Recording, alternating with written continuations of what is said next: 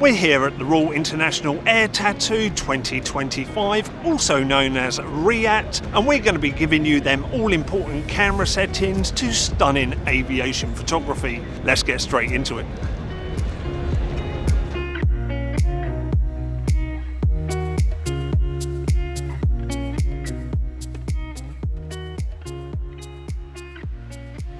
Now before we get into them camera settings, let me take you for a tour of the Royal International Air Tattoo and show you what it's all about.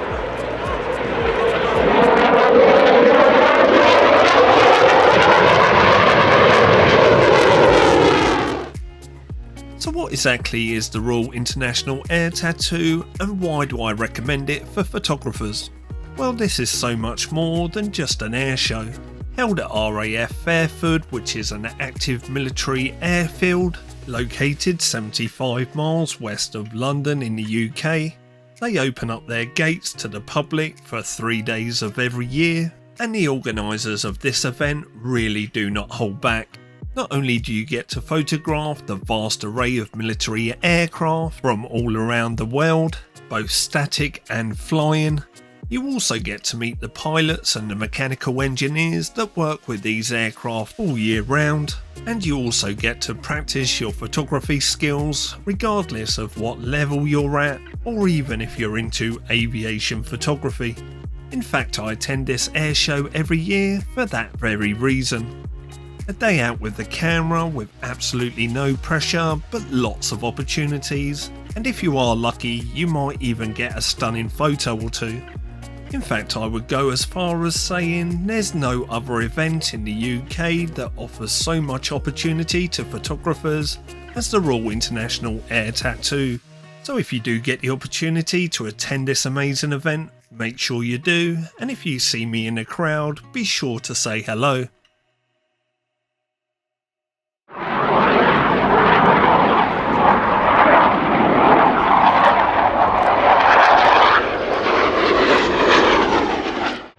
So what we're going to do now is show you some of them crucial settings to make sure your photos look absolutely fantastic. Now I'm going to do my best to keep this as simple as possible so that you can follow along. If you do have any questions, leave them below in the comment section. Now the first setting that we're going to change is our shutter speed, and I recommend a shutter speed of around 1/2000th of a second. And we need a fast shutter speed so that we don't introduce motion blur into them fast moving jets. And here's a sample image with our shutter speed set too slow. With the shutter speed set too slow, you're never going to get razor sharp images. Next we're going to lower our aperture to around f10. And the reason for this is if we have our aperture raised too high, then we're going to be overexposing our images. Next is a very simple one. We're going to change our ISO to auto, and the reason for this is you're not going to be able to change your ISO settings as a jet is flying past. Your camera can adjust it a lot quicker than you can. Next we're going to change our camera's drive mode into burst mode, and this is just to ensure that we don't miss a shot. Next we're going to change the camera's focus mode into continuous focus mode so that it can track onto the jets. Next I change my focus area to the centre of the sensor. I'll show you why in a minute. Next I change my metering mode to centre weighted. The final thing I change in the camera settings is the white balance. I lock it off to around 5600 just so it's not continually changing the temperature of the photos. Oh, and one last thing, if your camera has any type of in-body stabilisation or your lens does, make sure it's switched on. Now one question you may hear a lot of people ask is, do you need a massive telephoto lens? And the simple answer to that is no you don't, because there's groups of planes doing synchronised displays, any camera lens will do. Now before we show you exactly how we use the camera in operation, if you're enjoying this content please give it a big thumbs up and consider subscribing to the channel for future videos. Now this video doesn't have a sponsor, but what it does have is a little plug for a company called Think Tank. and in particular their Walker Pro 24 litre camera rucksack.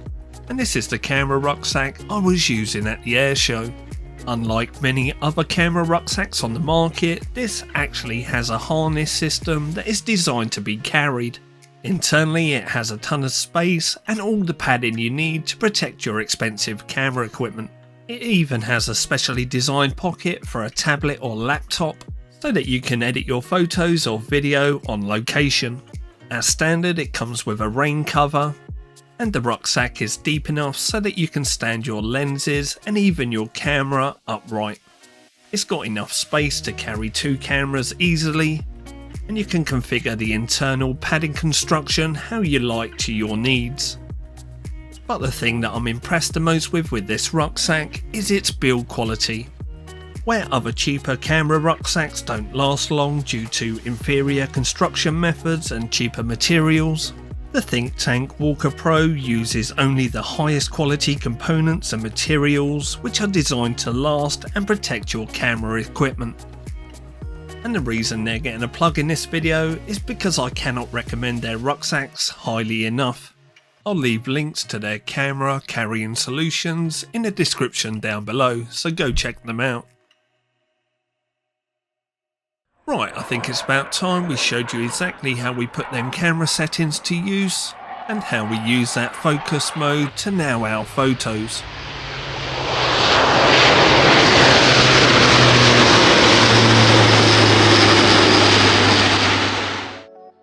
So with our focus mode being set to center, I'm waiting for the jet to pass through the center of our frame. I then press the shutter button halfway to lock on focus. And now our continuous focus mode takes over and latches onto the jet. Let me show you another example so you can see how our center point is determining where our focus is locking. And we're just waiting for the jet to go through the center of our frame, and bam, just like that we've locked on.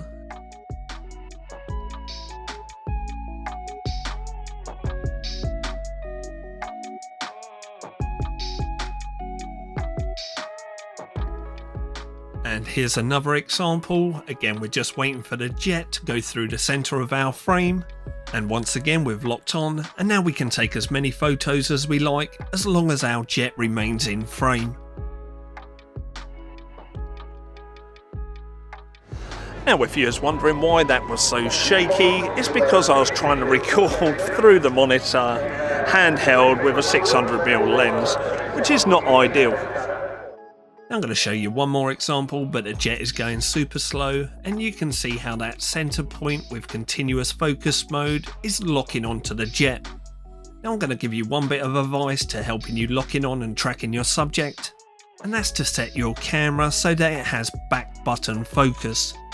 Now with so many different makes and models of camera on the market, obviously I can't tell you how to do this with your particular brand, but a quick Google or YouTube search should be able to help you out.